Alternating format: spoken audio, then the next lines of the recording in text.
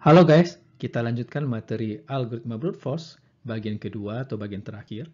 Pada bagian kedua ini intinya adalah membahas tentang teknik heuristik yang digunakan untuk mempercepat pencarian solusi di dalam exhaustive search. Kemudian dilanjutkan dengan pembahasan beberapa contoh soal. Saya ucapkan selamat menyaksikan dan selamat belajar. Pada video sebelumnya, kita sudah mempelajari exhaustive search.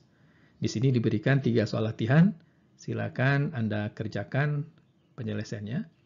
Soal yang pertama adalah persoalan penugasan atau assignment problem. Misalkan terdapat N orang dan N buah pekerjaan atau job. Setiap orang akan di-assign dengan sebuah pekerjaan. Penugasan orang ke I dengan pekerjaan ke J membutuhkan biaya sebesar CI, J. Bagaimana melakukan penugasan sehingga total biaya penugasan adalah seminimal mungkin? Nah, misalkan instansiasi persoalan dinyatakan sebagai matriks C sebagai berikut. Jadi di sini ada 4 job dan 4 orang. Biaya penugasan setiap orang dengan setiap job adalah dalam matriks C sebagai berikut. Nah, silakan Anda pikirkan seperti apa algoritma exhaustive search-nya. Soal yang kedua adalah persoalan partisi atau partition problem. Diberikan N buah bilangan bulat positif, bagilah N buah bilangan bulat positif tersebut menjadi 2 buah himpunan bagian atau subset yang disjoin atau saling lepas atau tidak beririsan satu sama lain. Sehingga setiap bagian mempunyai jumlah nilai yang sama. Nah, sebagai catatan, masalah ini tidak selalu memiliki solusi. Contohnya, jika N sama dengan 6 dan bilangan bulat tersebut adalah 3, 8, 4, 6, 1, 2, dibagi 2 menjadi 3, 8, 1 dan 4, 6, 2. Nah, setiap subhimpunan ini memiliki jumlah yang sama, yaitu 12. Ya, 3 tambah 8 tambah 1, ini 12. 4 tambah 6 tambah 2 adalah 12. Nah, rancanglah algoritma exhaustive search untuk masalah ini. Cobalah mengurangi jumlah himpunan bagian yang perlu dibangkitkan. Soal yang ketiga adalah tentang bujur sangkar ajaib atau magic square. Bujur sangkar ajaib adalah pengaturan N buah bilangan dari 1 hingga N kuadrat di dalam bujur sangkar yang berukuran N kali N. Sedemikian sehingga jumlah nilai setiap kolom, baris, dan diagonal sama. Rancanglah algoritma exhaustive search untuk membangkitkan bujur sangkar ajaib orde N.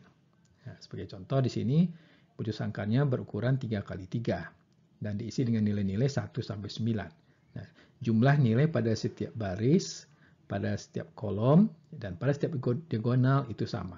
Nah, jadi pada contoh ini 4 tambah 9 tambah 2. Berarti di sini adalah 15. Nah, jadi jumlah nilai pada setiap baris, setiap kolom, dan setiap diagonal itu jumlahnya sama, yaitu 15. Teknik exhaustive search dipakai untuk menyerang suatu algoritma kriptografi. Tentang kriptografi, saya yakin kalian masih ingat, karena ini pernah kita bahas di dalam materi teori bilangan pada kuliah matematika diskrit semester yang lalu. Di dalam kriptografi, exhaustive search merupakan teknik yang digunakan oleh penyerang untuk menemukan kunci dekripsi, yaitu kunci yang digunakan untuk mengubah ciphertext menjadi plain text. Caranya adalah dengan mencoba semua kemungkinan kunci sampai ditemukan kunci yang benar. Serangan semacam ini dikenal dengan nama exhaustive key search attack atau brute force attack. Serangan exhaustive key search attack atau brute force attack ini juga digunakan dalam menemukan password, PIN, dan kode rahasia lainnya. Sebagai contoh, DES atau Data Encryption Standard adalah salah satu algoritma kriptografi kunci simetri, yaitu algoritma kriptografi yang kunci enkripsi dan kunci dekripsinya sama. Di dalam DES, panjang kunci enkripsinya adalah 64 bit, tetapi dari 64 bit tersebut hanya 56 bit yang digunakan, sebab 8 bit peritas lainnya tidak dipakai. Sehingga jumlah kombinasi kunci yang harus dicoba atau dievaluasi oleh pihak lawan atau penyerang adalah sebanyak 2 pangkat 56 kemungkinan. Nah, atau sebanyak angka ini. Nah, silakan dibaca ini ya, berapa nilainya ini. Sekarang andaikan bahwa untuk mencoba satu kunci diperlukan waktu 1 detik. Yaitu satu kunci dicoba untuk mendekripsi ciphertext, kemudian diperhatikan apakah hasilnya berupa plain text yang bermakna. Nah, jika belum, coba lagi kunci yang lain. Nah, untuk mencoba sebanyak ini, ya, sebanyak kemungkinan kunci ini, maka diperlukan waktu komputasi kurang lebih selama 2.284.931.317 tahun. Nah, berarti ini waktu yang sangat lama. Jadi, kekuatan dari algoritma DS ini adalah panjang kuncinya. Semakin panjang kunci suatu algoritma kriptografi, tentu semakin lama waktu yang dibutuhkan untuk melakukan exhaustive key search attack. Secara umum, algoritma exhaustive search tidak mankus sebagaimana ciri algoritma brute force pada umumnya. Karena algoritma exhaustive search membutuhkan volume komputasi yang besar untuk menyelesaikan persoalan dengan meningkatnya ukuran masukan. Volume komputasi yang besar ini ekivalen dengan waktu komputasi yang lama. Namun nilai plus dari exhaustive search terletak pada keberhasilannya yang selalu menemukan solusi, sebagaimana halnya algoritma brute force, jika diberikan waktu yang mencukupi untuk menemukan solusi tersebut. Pada bagian terakhir materi di dalam video ini, kita membahas teknik heuristik. Sebagaimana yang sudah kita pahami, bahwa algoritma exhaustive search itu tidak mankus, sebab kita harus mengeksplorasi atau mengevaluasi semua kemungkinan solusi, sampai kita menemukan solusi yang benar atau solusi yang optimal. Algoritma exhaustive search dapat kita perbaiki kinerjanya, sehingga kita tidak perlu melakukan pencarian solusi dengan mengeksplorasi semua kemungkinan solusi tersebut. Salah satu teknik yang digunakan untuk mempercepat pencarian solusi di dalam exhaustive search adalah teknik heuristik. Terkadang juga disebut dengan fungsi heuristik. Di dalam exhaustive search, teknik heuristik digunakan untuk mengeliminasi atau membuang beberapa kemungkinan solusi tanpa harus mengeksplorasi seluruh kemungkinan solusi secara penuh. Jadi, dengan mengeliminasi beberapa kemungkinan solusi dalam pencarian, maka kita dapat mempercepat menemukan solusi yang benar atau solusi yang optimal. Heuristik merupakan teknik yang dirancang untuk memecahkan persoalan dengan mengabaikan apakah teknik tersebut terbukti benar secara matematis. Sebab teknik heuristik menggunakan pendekatan yang tidak formal, misalnya berdasarkan penilaian intuitif, atau berdasarkan terkaan, atau pendekatan akal sehat lainnya. Contohnya, program antivirus dalam mendeteksi apakah suatu dokumen terkena virus atau malware lainnya, biasanya menggunakan pola-pola heuristik yang terdapat di dalam dokumen tersebut. Secara umum, heuristik diartikan sebagai seni dan ilmu menemukan, atau art and science of discovery. Kata heuristik ini diturunkan dari bahasa Yunani, yaitu eureka, yang berarti menemukan, ya, atau dalam bahasa Inggrisnya to find atau to discover. Kata heuristik ini memiliki sejarah yang cukup unik, karena matematikawan Yunani yang bernama Archimedes lah yang pertama kali mempopulerkan kata heuristik ini. Ia melontarkan kata eureka ketika ia sedang berendam di dalam bak mandi.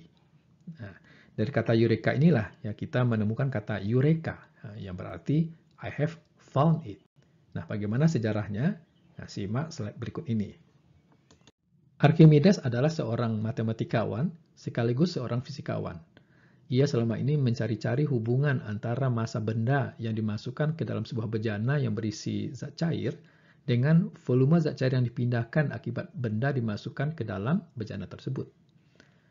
Suatu hari, Archimedes ingin mandi di dalam sebuah bak mandi. Nah, orang Eropa itu memiliki kebiasaan mandi di dalam bak ya, dengan cara berendam. Nah, ketika dia berendam dalam bak mandi tersebut, dia merenung. Nah, ia melihat air yang tumpah dari bak mandi tersebut. Nah, sambil berpikir, ya, ternyata ia menemukan ya hubungan antara volume zat cair atau air yang melimpah dari bak mandi ini dengan massa atau berat tubuhnya.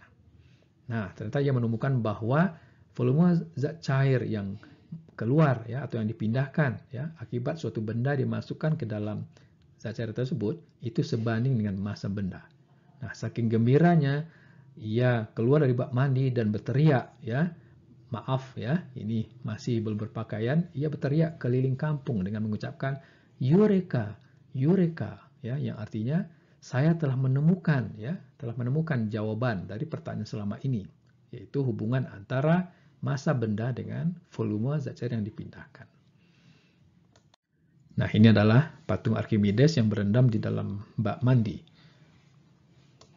Di dalam ilmu komputer, heuristik mengacu pada teknik memecahkan persoalan berbasis pengalaman, yaitu dari proses pembelajaran, dan penemuan solusi meskipun tidak dijamin solusinya optimal. Nah, harus kita bedakan antara heuristik dengan algoritma. Heuristik ini berlaku sebagai panduan, guideline, ya, sedangkan algoritma adalah urutan langkah-langkah penyelesaian persoalan. Teknik heuristik menggunakan terkaan, intuisi, dan common sense lainnya.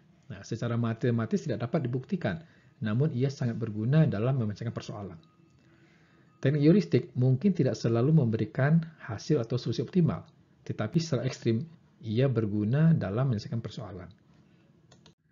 Teknik heuristik yang bagus dapat secara dramatis mengurangi waktu yang dibutuhkan untuk memecahkan persoalan dengan cara mengeliminir atau membuang beberapa kemungkinan solusi yang tidak perlu.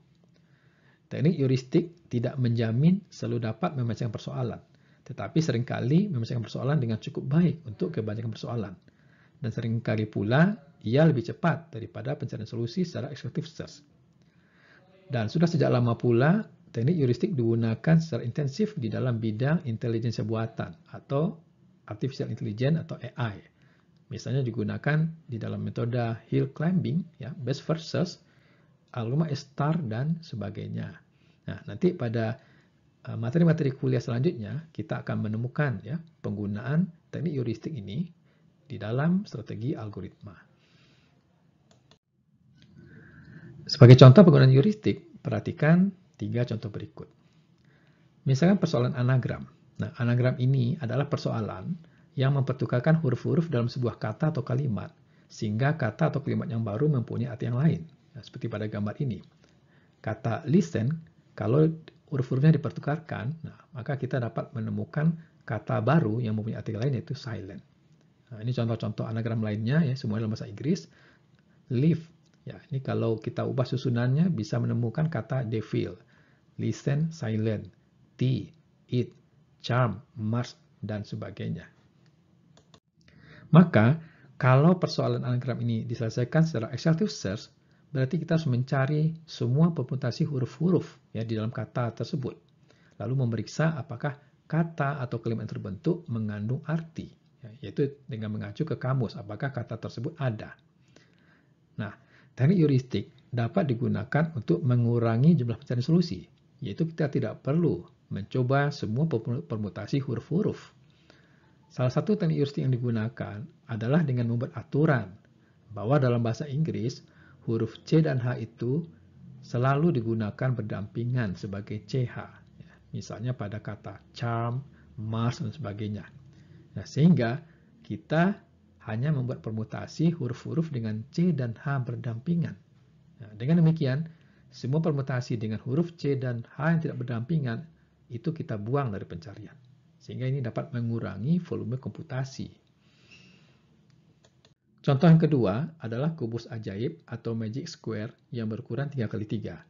Ini adalah persoalan yang menempatkan angka-angka 1 sampai 9 ke dalam sebuah kotak yang berukuran 3x3, sedemikian sehingga jumlah nilai pada setiap baris, pada setiap kolom, dan pada setiap diagonal itu sama. Nah, kubus ajaib 3x3 ini memiliki 8 buah solusi seperti ini, atau 8 buah susunan. Nah, kalau kita amati, setiap susunan ini merupakan permutasi angka-angka 1 sampai 9. Nah, coba perhatikan, ya, setiap susunan ini merupakan permutasi angka-angka 1 sampai 9. Maka kalau persoalan kubus ajaib ini kita selesaikan dengan exhaustive search, berarti kita perlu memeriksa sebanyak 9 faktorial, ya, yaitu permutasi angka-angka 1 sampai 9 itu adalah 9 faktorial. Berarti sebanyak 362.880 buah susunan solusi yang mungkin, ya. Kemudian untuk setiap susunan solusi itu kita periksa apakah jumlah setiap baris, setiap kolom, atau setiap diagonal itu sama, yaitu 15. Nah, kita dapat mempercepat pencarian solusi ini yaitu dengan menggunakan teknik heuristik.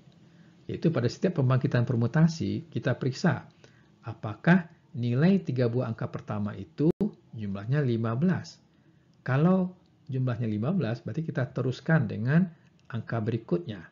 Nah, kalau misalnya tidak 15, berarti kita hentikan ya. Kemudian kita lanjutkan dengan permutasi lainnya.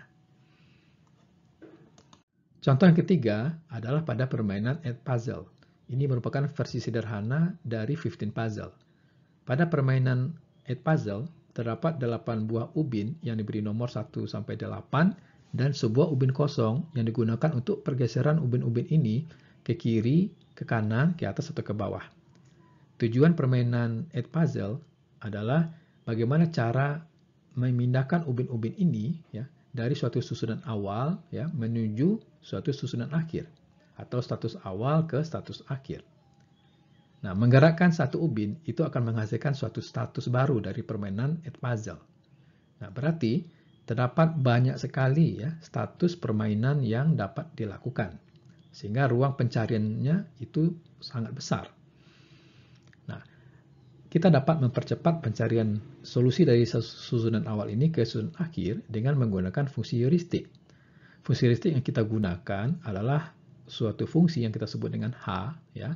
Hn ini menyatakan jumlah ubin yang tidak terdapat pada status akhir. Jadi dari suatu status ke status lainnya, kita hitung berapa jumlah ubin yang tidak terdapat pada status akhir.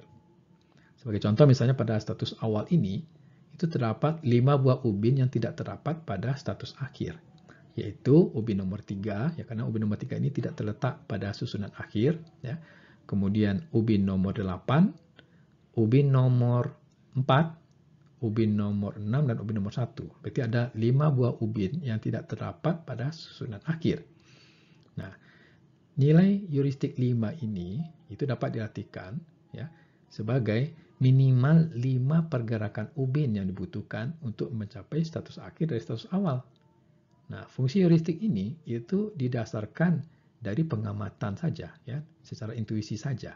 Dan ini tidak dapat dibuktikan secara matematis apakah fungsi heuristik ini menghasilkan solusi yang optimal. Nah, namun ia berguna ya untuk mempercepat pencarian solusi. Nah, lebih dalamnya ini akan dibahas nanti ya pada algoritma heuristik, pencarian heuristik ya seperti algoritma A*, best first search dan sebagainya. Sebagai penutup video ini diberikan latihan berupa soal tentang brute force dan exhaustive search. Soal pertama adalah soal yang pernah diujikan di dalam ujian tengah semester pada tahun 2014. Diberikan sebuah larik atau array integer yang elemen-elemennya adalah A1, A2 sampai AN. Anda diminta menemukan subsekuen yang kontigu atau elemen-elemennya berderetan atau bersebelahan satu sama lain. Subsekuen dari larik tersebut yang memiliki nilai maksimum, yaitu jumlah nilai di dalam subsekuen tersebut yaitu paling tinggi. Nah, sebagai asumsi, nilai maksimum subsekuen adalah 0 jika semua elemen larik adalah negatif. Jadi jika semua elemen di dalam subsekuen tersebut negatif, maka jumlah nilai seluruhnya kita nyatakan adalah 0. Sebagai contoh, misalkan terdapat sebuah larik ya yang elemen-elemennya adalah min 2, 11, min 4, 13, min 5, 2, min 1, 3. Nah, subsekuen yang kontigu ya yang memiliki nilai tertinggi adalah subsekuen 11, min 4, 13. Karena jumlah nilainya itu adalah 20. Nah, ini yang paling tinggi.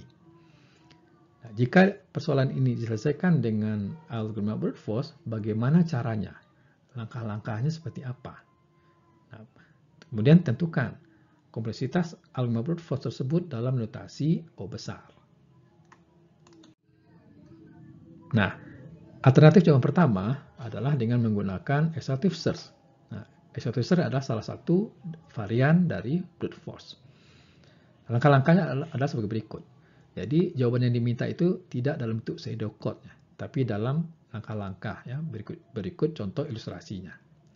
Nah, langkah-langkahnya adalah ya karena subsekuen itu sebenarnya merupakan subset ya atau upah himpunan ya, dari larik, maka kita nyatakan larik tersebut sebagai sebuah himpunan. Kemudian kita tuliskan semua upah himpunan atau subset dari himpunan tersebut ya, lalu sesuaikan urutan elemen-elemen di dalam upah himpunan dengan urutan elemen di dalam larik. Nah, misalnya Pada larik yang kita contohkan tadi ya, min 2, 11, min 4, 13, min 5, 2, min 1, 3, ya, ini kita anggap sebagai sebuah himpunan. Nah, kita bangkitkan ya, salah satu subhimpunannya atau upah himpunannya misalkan adalah 13, min 4, 11. Nah, kita perhatikan ya bahwa di dalam himpunan itu kan urutan elemen tidak penting. Nah, tetapi sekarang kita ubah susunan dalam himpunan ini ya, sehingga sesuai dengan susunan di dalam larik ini. Nah, di sini kan susunannya 13, min 4, 11. Nah, ini kan tidak sesuai ya, tapi ketiga elemen ini saling bersebelahan. Nah, maka kita ubah susunannya sehingga sesuai dengan larik ini. Jadi menjadi 11, min 4, 13. Nah, untuk upah himpunan lain yang elemen-elemennya tidak berurutan ini kita buang ya, atau tidak kita evaluasi. Misalnya dari larik ini, subhimpunan yang lain yang kita bangkitkan misalnya adalah 11, 2, 3. Nah, ternyata 11, 2, 3 ini tidak kontigu, ya, tidak bersebelahan. Maka ini kita buang ya dari evaluasi. Kemudian untuk setiap subhimpunan ya, itu kita hitung jumlah nilainya. Ya, kita jumlahkan seluruh elemen-elemennya. Nah, kemudian kita pilih upah himpunan yang memiliki nilai maksimum atau nilai paling tinggi. Itulah merupakan solusinya. Nah, membangkitkan semua upah himpunan atau subset dari sebuah himpunan, ya, itu jumlah semua upah himpunannya itu adalah 2 pangkat N. Kemudian menghitung jumlah nilai dalam setiap upah himpunan itu adalah ON. Nah, kita akan menjumlahkan ya jumlah nilai-nilai di dalam upah himpunan ini. Nah, maksimal nilai elemen dalam upah himpunan ini adalah N elemen maksimal. Ya, berarti kita menjumlahkan ya sebanyak N kali.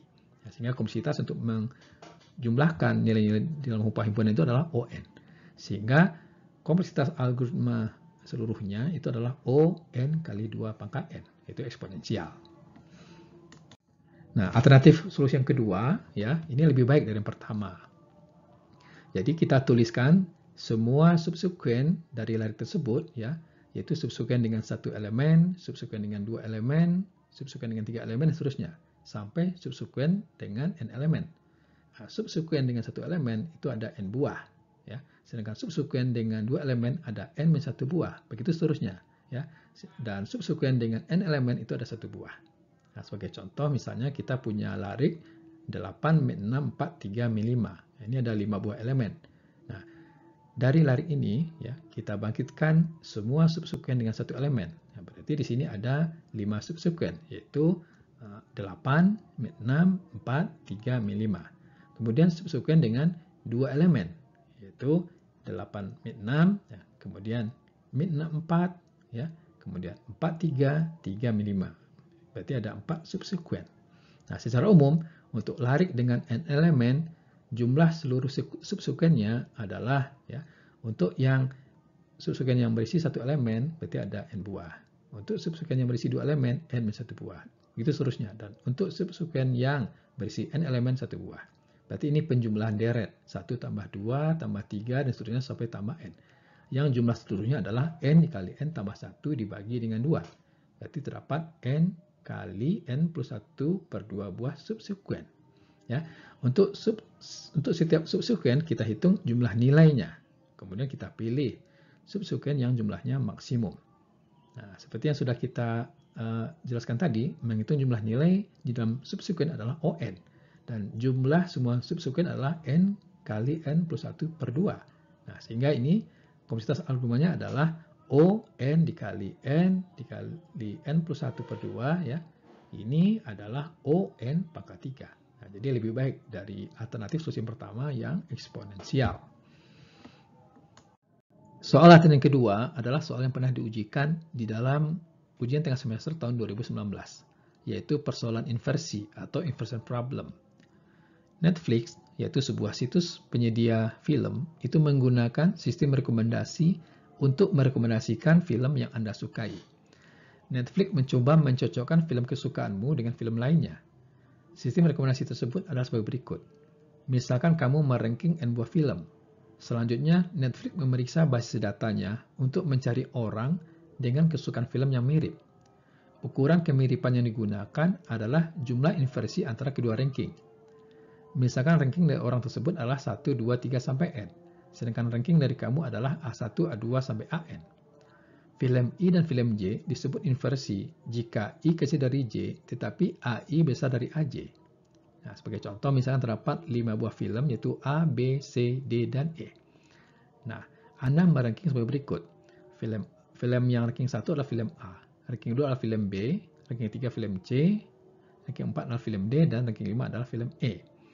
Nah, kemudian terdapat ranking dari orang lain, misalkan X, ya, yang ranking film nomor 1 adalah film A, film nomor 2 adalah film D, film nomor 3 adalah B, film nomor 4 adalah C, dan film nomor 5 adalah E. Berarti di sini terdapat 2 buah inversi, yaitu 32 dan 42. Nah, kenapa 32 dan 42? Nah, kita perhatikan di sini bahwa 2 lebih kecil dari 4, tetapi rankingnya di sini ya lebih besar, ya, yaitu 3 dibandingkan dengan 2. Kemudian 42, karena 3 kecil dari 4, tetapi rankingnya di sini lebih besar 4 dengan 2. Nah, sedang untuk contoh lainnya, misalkan ranking Y adalah 1, 2, 4, 3, 5. Maka di sini hanya terdapat satu buah inversi, yaitu 4, 3. Karena 3 kecil dari 4, tetapi rankingnya 4 lebih besar dari 3. Nah, karena jumlah inversi dengan Y lebih sedikit dibandingkan dengan X, maka kesukaanmu itu lebih mirip dengan Y. Nah, Anda diminta menyelesaikan persoalan inversi sebagai berikut. Diberikan sebuah senarai A dengan N elemen. Hitunglah jumlah inversi di dalam senarai tersebut. Nah, sebagai definisi inversi yang sudah disebutkan tadi adalah jika I kecil dari J, tetapi AI besar dari AJ. Maka pasangan AI, AJ disebut inversi. Ya, sebagai contoh, A sama dengan 19645, maka jumlah inversinya adalah 5, yaitu pasangan 96, 94, 95, 64, dan 65. Nah, pertanyaan yang A, hitung jumlah inversi dan pasangan inversinya pada senarai A 1, 5, 4, 8, 10, 2, 6, 9, 3, 7. Kemudian untuk yang B, jika persoalan inversi ini diselesaikan dengan algoritma brute force, bagaimana langkah-langkahnya? Nah, jelaskan. Kemudian, berapa jumlah perbandingan elemen yang dibutuhkan dan berapa kompleksitas algoritmanya dalam notasi Big O. Nah, jawabannya sebagai berikut ya. Untuk larik A ini, ya, itu terdapat 17 buah inversi. Ya, coba Anda periksa, yaitu 54, kemudian 52, ya, 53, ya, kemudian 42, 43, ya, dan seterusnya. Ya, kalau dihitung ini ada sebanyak 17 buah. Nah, algoritma brute force-nya itu adalah dengan melakukan penelusuran, ya, mulai dari elemen pertama sampai elemen Kn-1, ya, kemudian untuk setiap elemen I ini kita telusuri atau kita periksa mulai dari elemen K dari I plus 1 sampai N. Jika AK besar dari AJ, maka catat sebagai suatu inversi. Nah, di sini berarti kita akan menghitung berapa jumlah perbandingan ini, yaitu membandingkan AK dengan AJ ini. Nah, ini dapat kita hitung ya semuanya. Ini adalah sebanyak N kurang 1, ya, berarti untuk pengulangan yang pertama ini sebanyak N-1 kali, ya, karena di sini ada 2 buah loop bersarang, ya, berarti ada N-1 perbandingan. Kemudian untuk I sama dengan 2, ya, berarti K-nya dimulai lagi dari I plus 1 sampai N, ini sebanyak N kurang 2 perbandingan, dan seterusnya, ya, sampai nantinya, ya, ada 1 perbandingan. Nah, ini dapat kita jumlahkan karena ini deret aritmatika, jumlahnya adalah N dikali N-1 per 2, berarti ON kuadrat. Nah, ini adalah soal UTS, tapi silakan Anda cari solusinya, ya. Misalkan kita menempuh perjalanan sejauh 100 km, dimulai dari titik 0 dan berakhir pada kilometer 100. Di sepanjang jalan terdapat SPBU pada jarak 10, 25, 30, 40, 50, 75, dan 80 km dari titik awal. Tangki bensin pada awalnya hanya cukup untuk berjalan sejauh 30 km. Bagaimana cara kita menempuh tempat pemberhentian agar kita berhenti sesedikit mungkin? Nah, bagaimana penyelesaian persoalan ini dengan algoritma brute force? Jelaskan. Dengan demikian, maka berakhirlah materi algoritma brute force. Silakan Anda pelajari dan ulangi kembali materinya mulai dari bagian pertama sampai bagian yang sekarang. Silakan kerjakan juga soal-soal latihan yang terdapat di sini maupun yang terdapat di dalam website. Terima kasih atas perhatiannya dan saya ucapkan selamat belajar.